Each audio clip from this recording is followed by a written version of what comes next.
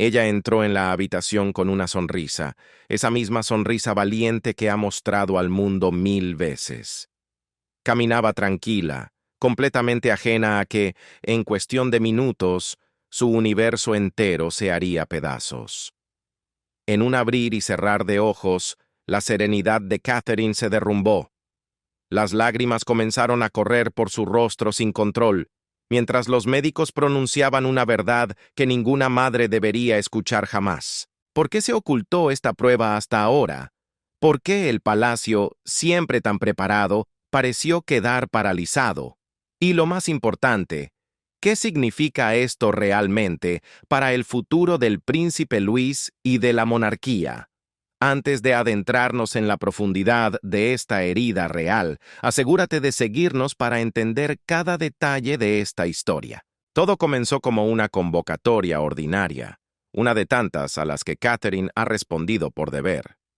Una petición tranquila, un tono educado, sin urgencias, sin alarmas. Sin embargo, había algo en el aire, una pesadez extraña, como si la atmósfera hubiera cambiado incluso antes de que ella cruzara el umbral. Los pasillos del palacio tienen una forma peculiar de susurrar desgracias antes de que se pronuncien las palabras. Y esta vez, el silencio era ensordecedor. Dentro, el ambiente era clínico, frío y demasiado solemne para lo que le habían vendido como asuntos de rutina. Sí, el pequeño Luis había pasado por evaluaciones, pero siempre bajo la promesa de que eran chequeos preventivos, un simple monitoreo del desarrollo, nada que exigiera pánico. O al menos, eso fue lo que ella creyó. Pero los rostros que la miraban desde el otro lado de la mesa contaban una historia muy diferente. Había expresiones tensas, pausas medidas y palabras elegidas con precisión quirúrgica. Y entonces, llegó el lenguaje para el que ningún padre está preparado. Términos que sonaban definitivos, frases que cargaban un peso insoportable. Los médicos no estaban especulando. No intentaron suavizar el golpe. Hablaron como si la conclusión se hubiera tomado hace mucho tiempo, como si este momento simplemente se hubiera retrasado, no descubierto. Y fue ese retraso lo que terminó de romperla. La dolorosa comprensión de que algo tan grave se había estado gestando en silencio, escondido detrás de falsas garantías y fríos protocolos. La compostura de Catherine se quebró. No fue suave, fue total. Los testigos describirían más tarde el sonido agudo de una silla arrastrándose hacia atrás, una respiración cortada y unas manos temblorosas mientras la realidad se asentaba. No era confusión. Era el choque brutal entre la conmoción y la culpa. Esa culpa que plantea preguntas imposibles. ¿Cómo no lo vi? ¿Quién lo sabía antes que yo? ¿Por qué ahora? En cuestión de minutos, la gran maquinaria del palacio entró en acción. Los teléfonos enmudecieron. Los canales internos se bloquearon. Las conversaciones se detuvieron a mitad de frase. Se dieron órdenes sin explicaciones. Los ayudantes se movieron rápido, no para consolar, sino para contener. Contener la información. Contener la reacción. Contener a Catherine misma mientras la alejaban de las miradas curiosas. Dicen que desapareció por un pasillo privado, con el rostro pálido y los ojos enrojecidos, cargando sobre sus hombros el peso de algo irreversible. Al personal se le ordenó no hablar, no especular, e incluso olvidar lo que habían visto, porque lo que acababa de ser revelado no estaba destinado a viajar más allá de esos muros de piedra.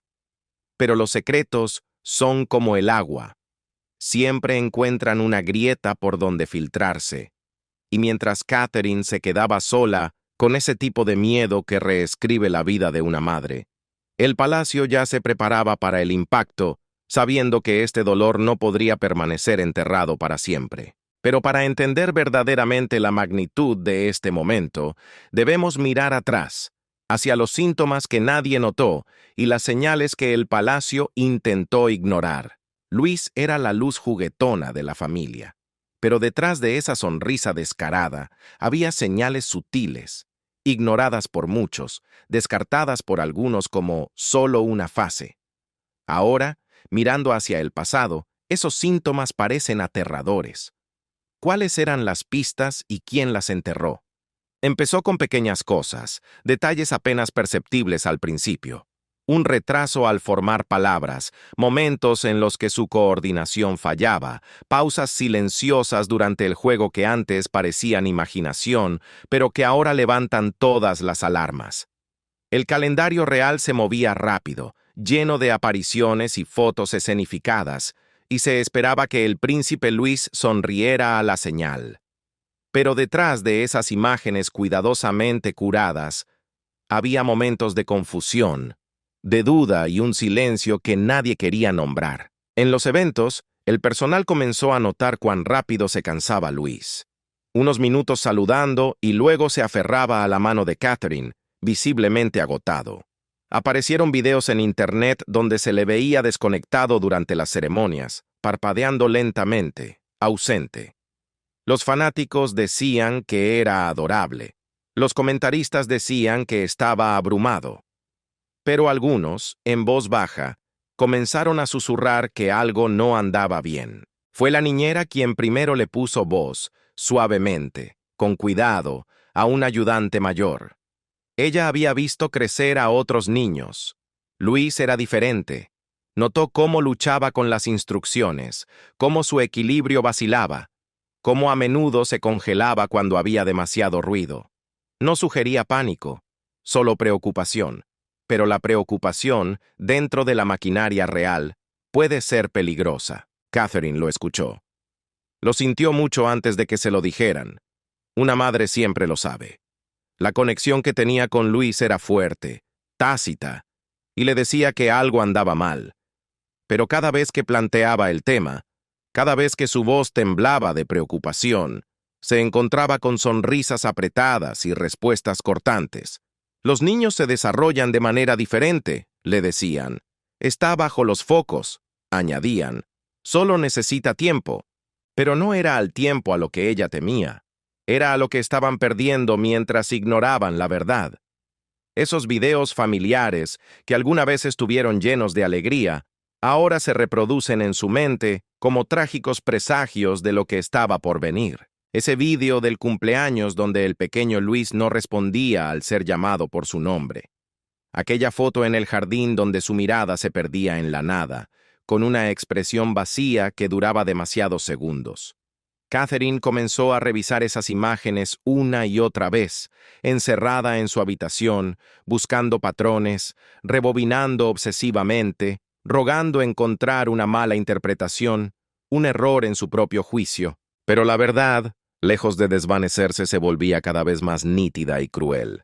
Los especialistas ya habían sido contactados, sí, pero de manera silenciosa, con una discreción extrema. Catherine quería certezas. No quería especulaciones de los tabloides, ni protocolos vacíos. Quería respuestas. Se ordenaron las pruebas médicas, pero en algún lugar entre la petición de una madre angustiada y la ejecución de las mismas, todo se estancó. Alguien en el palacio había presionado el botón de pausa deliberadamente. El razonamiento era predecible, frío y calculador. La imagen pública, el momento político inoportuno, la privacidad. Pero el costo de esa decisión era imperdonable. El pequeño Luis se estaba deslizando por las grietas de una institución que estaba demasiado preocupada por proteger su propia imagen como para proteger a uno de los suyos. Y la mujer que siempre había seguido las reglas, la que había aprendido a sobrevivir con gracia bajo el estricto control del deber real, estaba empezando a romper ese silencio. Justo cuando Catherine comenzó a exigir respuestas, la política del palacio tomó el control, encendiendo una batalla que enfrentaría los instintos primarios de una madre contra siglos de tradición real. Ella suplicaba claridad. Ellos le daban protocolo. Detrás de los muros dorados del palacio, las súplicas silenciosas de Catherine chocaron contra un muro de piedra. Asesores leales no a ella, sino a la corona. ¿Qué secretos estaban protegiendo con tanto celo? ¿Y hasta dónde estaban dispuestos a llegar para retrasar la verdad? En los días que siguieron al diagnóstico inicial, Catherine se encontró en una situación de pesadilla. No estaba en guerra contra una enfermedad, sino contra una institución. Ella no pedía titulares en la prensa. Ella pedía segundas opiniones, exigía consultas adicionales con especialistas líderes, más allá de los médicos seleccionados a dedo por el palacio. Pero la respuesta, una y otra vez, era un rotundo no. No todavía, no es necesario, no es aconsejable. Y bajo cada negativa cuidadosamente redactada, el mensaje era siempre el mismo. Espera. Cállate. Mantén la línea. Los asesores insistían en la cautela. Llamaban a los hallazgos preliminares. Enfatizaban que nada estaba confirmado, que buscar ayuda fuera de los canales del palacio podría causar una alarma innecesaria, que cualquier paso en falso podría desatar un frenesí mediático. Pero para Catherine, esto se sentía como algo mucho más siniestro: contención. La verdad no estaba siendo examinada, estaba siendo gestionada. Cada intento que hacía para buscar más claridad se encontraba con desvíos, retrasos o una frialdad burocrática aterradora. No era solo indiferencia, era una resistencia calculada.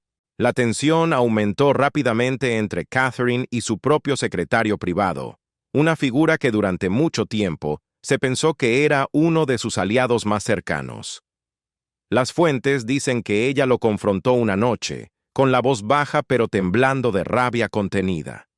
¿Por qué estás protegiendo a la institución y no a mi hijo?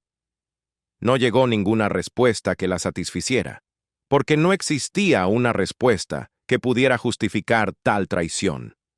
Guillermo, siempre el emblema de la compostura, se encontró acorralado. Estaba dividido, desgarrado entre ser padre y ser el futuro rey. Un hombre profundamente enamorado de su esposa, pero criado desde la cuna para servir a algo más grande que él mismo. Catherine se apoyó en él buscando soporte, pero los informantes aseguran que la postura de él fue a menudo cautelosa, llena de dudas. Él instaba a la paciencia, pedía fe en el proceso, pero el proceso la estaba asfixiando. El rey Carlos había sido informado con precisión militar, y sin embargo, su respuesta fue, según se informa, despectiva, incluso clínica. Habló del deber, de la narrativa oficial, del legado histórico. Ni una sola vez, según notó Catherine con dolor, pronunció el nombre de Luis.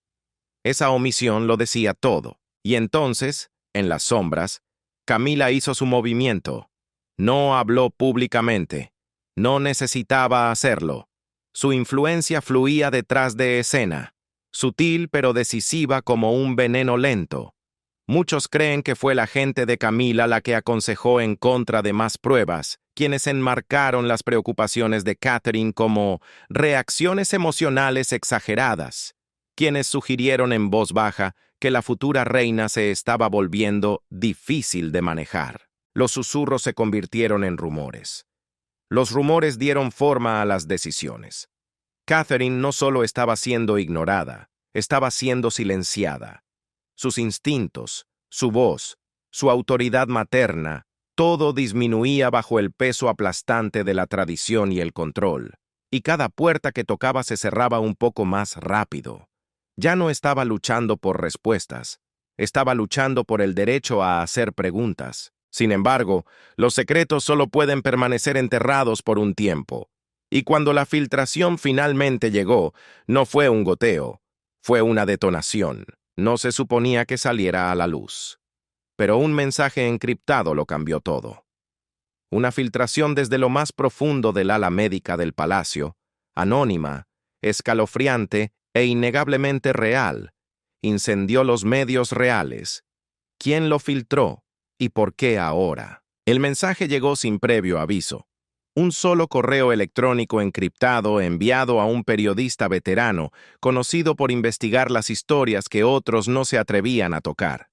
A primera vista, parecía inverosímil, demasiado íntimo, demasiado sensible, demasiado peligroso para ser real. Pero dentro de ese archivo, había detalles que solo un puñado de personas dentro de los muros del palacio podrían haber conocido. Terminología médica exacta, fechas, observaciones, detalles tan precisos, tan inquietantemente exactos, que el periodista no dudó. La historia era demasiado explosiva para guardarla en un cajón. En cuestión de horas, estalló una tormenta de fuego. El correo electrónico incluía lo que parecía ser un memorando interno del palacio. Frío, clínico y devastador. El documento filtrado no era simplemente un informe médico, era una sentencia. Describía un diagnóstico que nunca había sido reconocido públicamente, hacía referencia a feroces desacuerdos internos sobre si revelar o no los resultados, y lo más condenatorio de todo, revelaba que los hallazgos se conocían desde hacía semanas. Las implicaciones fueron catastróficas. No se trataba solo de una crisis médica, sino de una traición absoluta. No era solo un niño en peligro, sino un sistema construido sobre el secreto que se estaba agrietando desde adentro. El equipo de prensa del palacio entró en un pánico a gran escala. Las comunicaciones se congelaron. Se convocaron reuniones de emergencia en plena madrugada. El control de daños no solo era necesario, ya llegaba demasiado tarde. La filtración había saltado los muros de contención y ahora tenía vida propia. Los medios de comunicación de todo el mundo recogieron la historia a la velocidad del rayo. Los titulares gritaban especulaciones. Expertos médicos aparecían en televisión opinando sobre la condición sin confirmación oficial, y a través de las redes sociales, un hashtag surgió y se convirtió en tendencia mundial. Hashtag Pray for Louis. Hashtag Recen por Luis. El público, tomado por sorpresa y con el corazón roto, exigía respuestas, pero el palacio no tenía ninguna que dar. No todavía. Lo más cruel de todo fue cómo llegó la noticia a la madre. Catherine no se enteró por sus ayudantes, ni por su marido, ni por un médico. Se enteró por su teléfono. Una notificación iluminó su pantalla con un titular que ella no había autorizado, para el que no se había preparado y sobre el que ni siquiera había sido advertida. Las fuentes dicen que estaba furiosa, pero su furia no era contra el periodista, ni siquiera contra la filtración en sí. Su ira iba dirigida contra el silencio que había obligado a alguien a actuar desde las sombras, contra la institución que había hecho de la desesperación la única vía para revelar la verdad. Y entonces comenzaron los susurros en los pasillos. ¿Quién lo había hecho? ¿Fue alguien cercano a Catherine buscando ayudarla, o alguien tratando de sabotearla desde dentro? Algunos sugirieron que fue un acto de rebelión. Otros susurraron sobre un sabotaje intencional, un movimiento calculado para crear el caos. Se barajaron nombres, se interrogó al personal, se cuestionó la lealtad detrás de puertas cerradas con llave. Pero la filtración había hecho más que exponer una condición médica. Había expuesto una mentira. Había destrozado el barniz pulido que el palacio había pasado décadas elaborando. Y había colocado a Catherine en el centro de una tormenta que ningún experto en relaciones públicas podía controlar. Pero incluso en medio del caos mediático, una verdad se alzaba más grande que todo lo demás: el resultado de la prueba en sí, y la devastadora realidad que revelaba. Esto no era solo un diagnóstico, era una bomba que remodelaría la línea real, sacudiría al público y perseguiría a Catherine para siempre. Cuando las palabras salieron de la boca del médico, el aire pareció abandonar la habitación. ¿Qué significaba esto para Luis y para el futuro de la monarquía? El informe filtrado confirmaba lo que Catherine había temido en sus peores pesadillas, pero su contenido iba aún más lejos. La condición era rara, neurológica y progresiva, una anomalía genética que había evadido la detección temprana, pero que ahora presentaba síntomas que nadie podía negar. Los médicos lo describieron con un desapego estéril, con esa frialdad clínica que duele más que un golpe. Pero las implicaciones detrás de sus palabras eran cualquier cosa menos frías. No había cura, solo manejo. No había garantía de normalidad, solo años de incertidumbre. El pronóstico era cauteloso, pero sombrío. Luis enfrentaría desafíos que evolucionarían con el tiempo: el habla, las habilidades motoras, el desarrollo cognitivo. Cada hito sería una batalla. Podría haber días de progreso, sí, pero también habría regresión. El futuro ya no era predecible. No para él, no para la familia, y ciertamente no para una monarquía que alguna vez esperó que él estuviera algún día junto a su hermano en el balcón del Palacio de Buckingham, saludando a un mar de súbditos devotos. Dentro del palacio, las consecuencias fueron inmediatas y brutales. Los asesores corrieron de un lado a otro, no por empatía, sino por autopreservación. Las conversaciones ya no trataban sobre el cuidado del niño. Trataban sobre las consecuencias para la corona. Si Luis ya no era un heredero viable en el sentido tradicional, ¿qué significaría eso para la imagen pública? ¿Para la sucesión? ¿Para la ilusión de estabilidad y perfección que la monarquía trabaja tan duro para mantener? Los planes tuvieron que ser rediseñados, los mensajes reescritos, y en algún lugar en medio de todo ese cálculo frío estaba una madre destrozada. Los testigos dicen que Catherine se derrumbó al escuchar la explicación completa. No fue un llanto silencioso, no fue compuesto, fue primario. Se informa que gritó, sollozó y se aferró a su pecho como si intentara arrancarse el dolor a la fuerza. Una fuente recordó sus palabras, grabadas a fuego en la memoria de los presentes. No, Luis, cualquiera menos él. La angustia era total, y sin embargo, incluso en su agonía, no hubo pausa en la maquinaria del palacio. La corona no espera. El calendario no cambia. A las paredes no les importa. La reacción de Guillermo, por el contrario, fue de pura rabia. No contra Catherine, ni siquiera contra el destino, sino contra sí mismo, contra el palacio, contra los asesores que le dijeron que todo estaba bajo control, contra las voces que instaron a la paciencia cuando la evidencia exigía urgencia. La culpa lo consumía. Había confiado demasiado fácilmente. Había creído en los informes pulidos. Había mirado más allá de los momentos que ahora lo perseguían en su memoria a cámara lenta. Por primera vez, Guillermo vio a la institución no como un legado sagrado para heredar, sino como una máquina capaz de sacrificar a los suyos, y esa máquina le había fallado a su hijo. El diagnóstico marcó el comienzo de una nueva realidad. Luis necesitaría cuidados constantes, evolutivos y profundamente personales.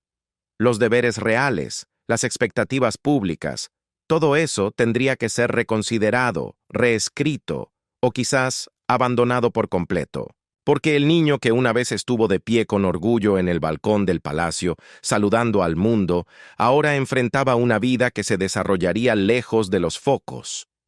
Una vida marcada por terapias y hospitales, no por ceremonias y coronaciones. Y sin embargo, mientras Catherine lloraba lo que pudo haber sido, otros ya estaban circulando alrededor del trono con una ambición silenciosa. Mientras una madre sufría, otros conspiraban, porque el poder en la corte real nunca duerme. Mientras Catherine guardaba luto, Camila maniobraba. Las fuentes aseguran que la actual reina vio el diagnóstico de Luis no como una tragedia humana, sino como un despeje administrativo. Se estaba formando un vacío de poder y Camila estaba lista para explotarlo. ¿Pero a qué costo? Mientras el palacio proyectaba públicamente una imagen de unidad inquebrantable, detrás de las puertas cerradas, las grietas se estaban abriendo de par en par. Y en el centro de esa fractura silenciosa estaba Camila, compuesta, calculadora y curiosamente indiferente. Los informantes reportaron que, al enterarse del diagnóstico de Luis, su reacción estuvo lejos de ser emotiva. Un ayudante supuestamente citó sus palabras exactas, frías como el hielo. Es lamentable pero esclarecedor. Para ella esto no era dolor. Era una reorganización, del tipo que abre puertas para aquellos lo suficientemente pacientes para esperar. Casi de inmediato, las discusiones comenzaron a cambiar a espaldas de Catherine. Los asesores alineados con Camila comenzaron a flotar una nueva idea, que la princesa Charlotte debería ser preparada de inmediato para asumir mayores responsabilidades. El argumento era que la línea del deber debía permanecer intacta. Y si Luis ya no era viable para la vida pública, los ajustes debían hacerse de manera rápida y eficiente. El tono era profesional, frío. No había espacio para la empatía, solo para la óptica y la continuidad. El bando de Camila no estaba perdiendo el tiempo llorando, se estaban movilizando. Comenzaron a suceder reuniones, pequeñas, informales, pero llenas de propósito, y Catherine no estaba invitada. Un informe particularmente discordante describió a Camila convocando una reunión discreta en el ala privada, sin el conocimiento de Catherine, donde los asesores discutieron narrativas mediáticas, roles futuros y la óptica de la sucesión. Sin madre, sin esposa, solo poder y política. Cuando Catherine se enteró, estaba lívida. Las tensiones entre las dos mujeres, enterradas durante mucho tiempo bajo la superficie de la cortesía, finalmente estallaron. Catherine, todavía tambaleándose por la condición de su hijo, confrontó a Camila no con el decoro habitual, sino con furia. Las fuentes dicen que exigió transparencia, respeto e inclusión. Se dice que Camila respondió con hielo: la monarquía debe perdurar. Insistió en que no era personal, insistió en que se trataba de supervivencia. Pero para Catherine, el mensaje fue claro. Su dolor era un inconveniente. Se esperaba su silencio. El rey Carlos, alguna vez visto como el centro frágil de la unidad real, permaneció inquietantemente pasivo. Se negó a intervenir. Los cercanos a la situación afirmaron que justificó su inacción como estabilidad a través de la neutralidad, pero otros lo vieron como lo que realmente era: cobardía. Un fracaso para proteger a su hijo, a su nieto y a la mujer que su familia una vez rogó a la nación que aceptara como su futura reina. Guillermo, viendo cómo se desarrollaba todo esto, comenzó a cambiar. El vínculo que una vez intentó mantener con su madrastra comenzó a erosionarse hasta romperse. Fue testigo de las maquinaciones silenciosas. Escuchó los susurros y a medida que su lealtad hacia su padre vacilaba, su disgusto por la política del palacio se profundizaba. Su esposa estaba siendo marginada, su hijo estaba siendo borrado, y ahora estaba viendo a Camila dar pasos hacia un futuro que no incluía a Luis en absoluto. Pero Catherine no estaba dispuesta a sentarse en silencio. No esta vez. Y lo que hizo a continuación aturdiría incluso a sus aliados más cercanos. Se esperaba que ella se desvaneciera en su dolor, que se escondiera en la oscuridad. En cambio, Catherine se levantó como el fuego. Su siguiente movimiento no fue real, fue maternal, primario e imparable. De un solo golpe, reescribió la narrativa del palacio, obligando a la corona a seguir su ejemplo. El palacio quería silencio, pero lo que obtuvieron fue un rugido. Apenas unos días después de ser hecha a un lado, después de ser excluida de las decisiones sobre su propio hijo, Catherine actuó con una claridad y una furia que nadie vio venir. Sin previo aviso, sin consulta y totalmente fuera del protocolo real, publicó una declaración. No a través de los canales del palacio, no con aprobación, sino directamente, cruda y sin filtros, a la gente. El mensaje fue breve, pero fue sísmico. Luis no está roto, él es nuestro y no guardaremos silencio. Esas 12 palabras, en inglés original, rompieron la fachada.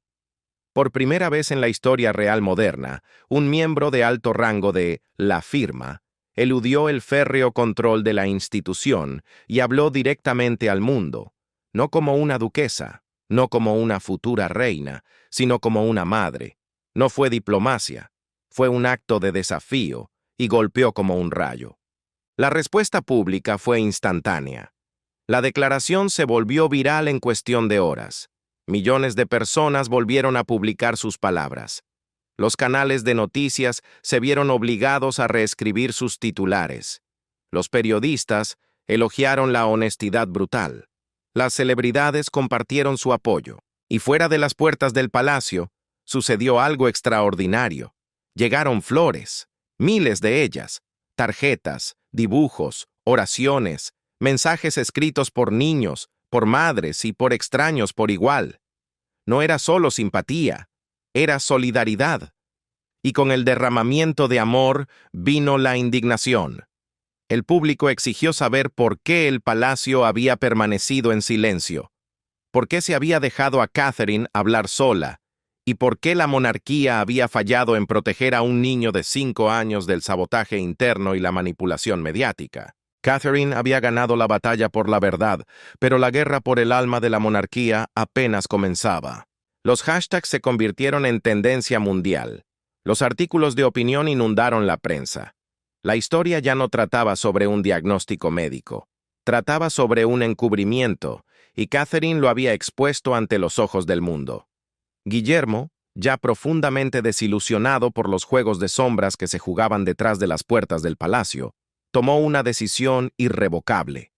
Por primera vez en su vida, se alineó públicamente no con la institución que un día heredará, sino con su esposa. Replicó el mensaje de Catherine en sus propias redes y añadió 3 palabras propias, simples pero devastadoras para el protocolo real.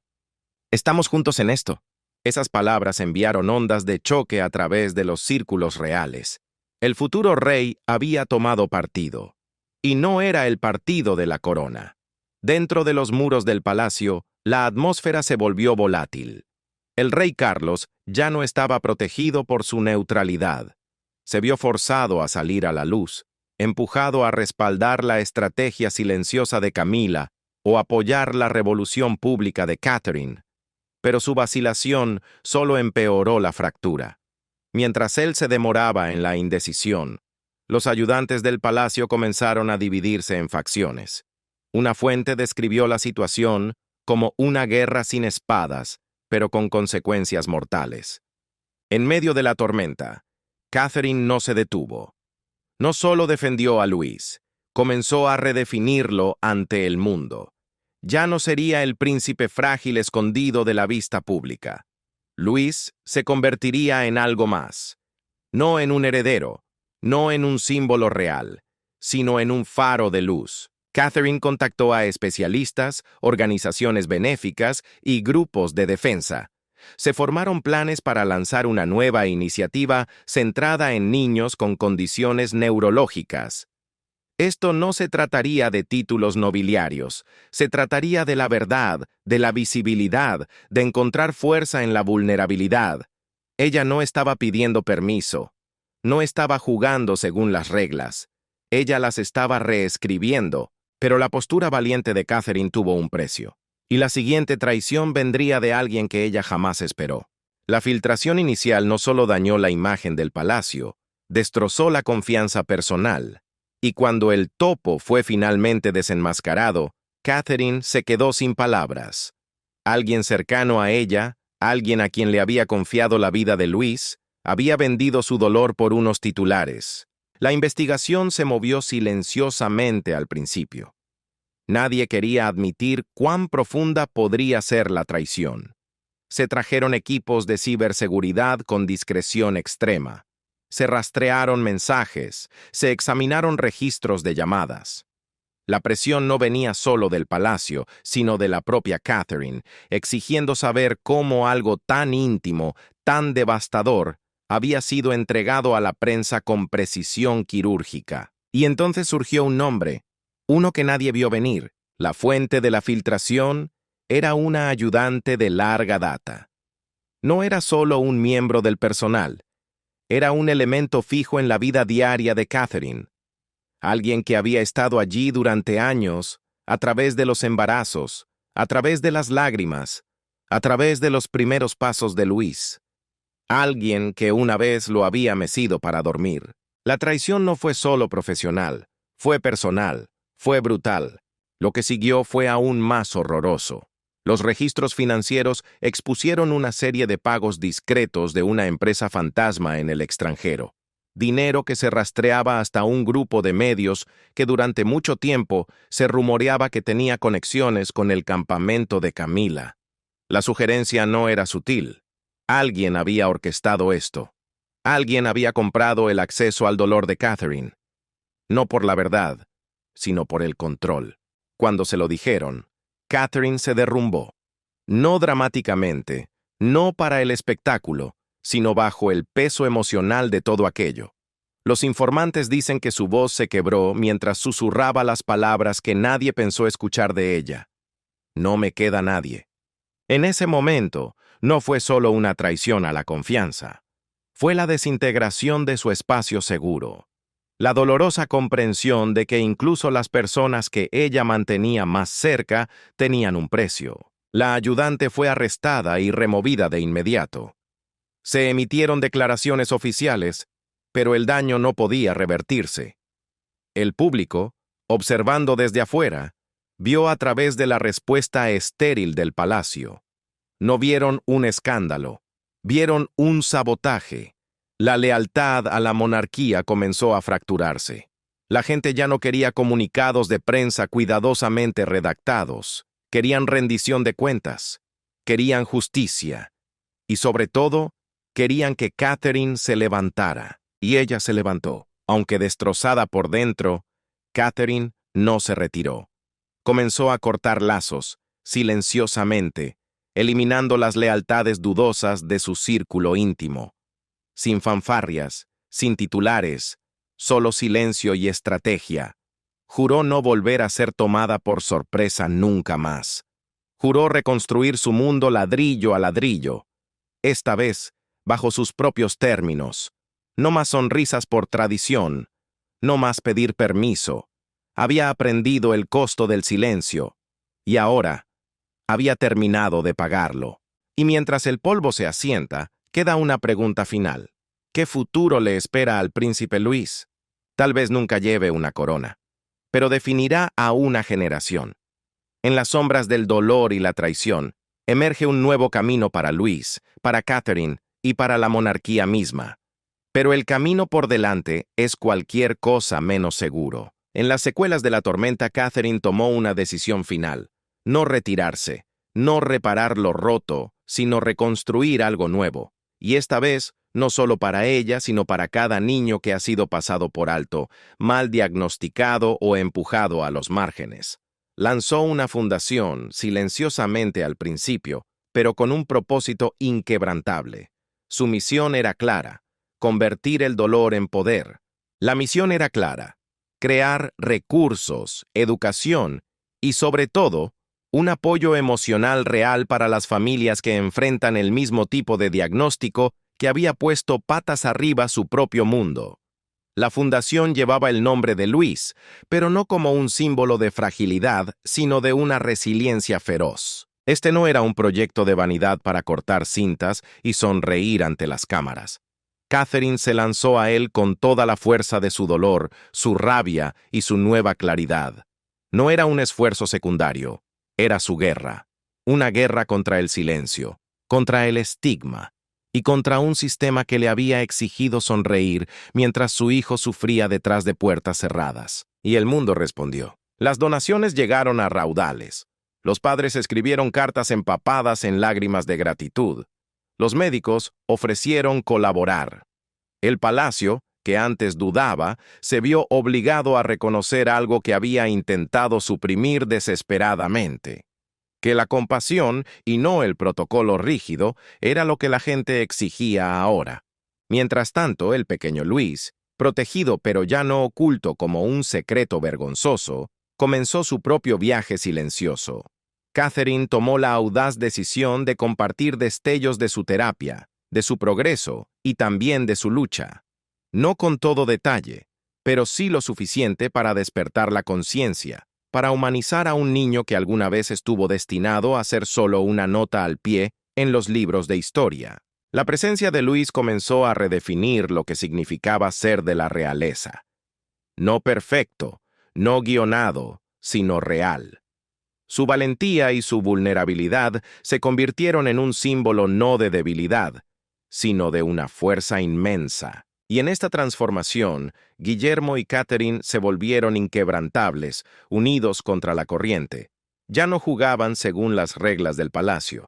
Ya no se doblegaban ante la tradición ciega. Su asociación, forjada en la agonía de la verdad, ahora estaba arraigada en algo mucho más poderoso que cualquier ceremonia. se alzaron no solo como herederos al trono, sino como padres luchando por un cambio. Y al hacerlo, se ganaron algo que ningún título puede garantizar: la lealtad inquebrantable del pueblo. Carlos, mientras tanto, se desvaneció en el telón de fondo de su propia monarquía. Su silencio durante el escándalo, su negativa a tomar partido por su propia sangre, dejó una cicatriz duradera. Sus índices de aprobación cayeron. La simpatía pública se enfrió. Donde antes había impuesto un respeto silencioso, ahora se enfrentaba a la acusación tácita de cobardía. Camila también se encontró cada vez más aislada, viendo cómo su influencia disminuía bajo el peso de una narrativa que ya no podía controlar. Pero Catherine se elevó. No por decreto real, no por herencia, sino por puro corazón. Se convirtió en la voz de una nueva generación de la realeza, una formada no por diamantes y deberes vacíos, sino por devoción y desafío. La monarquía, que alguna vez fue un símbolo de perfección inalcanzable, comenzó a evolucionar. Y fue Catherine, no Carlos, quien lideró esa evolución, no con autoridad impuesta, sino con autenticidad. Puede que el príncipe Luis nunca se siente en el trono, pero su historia, su difícil y hermoso viaje, ya ha reformado el palacio desde adentro. Él expuso las grietas de una institución antigua, y a través de esas grietas, algo inesperado floreció: la verdad. Y aunque los muros del palacio aún puedan guardar sus viejos secretos, Catherine ya ha ganado lo más importante: los corazones de la gente. Gracias por acompañarnos en esta historia. No olviden darle me gusta y suscribirse para no perderse ninguna actualización. Nos vemos en el próximo video.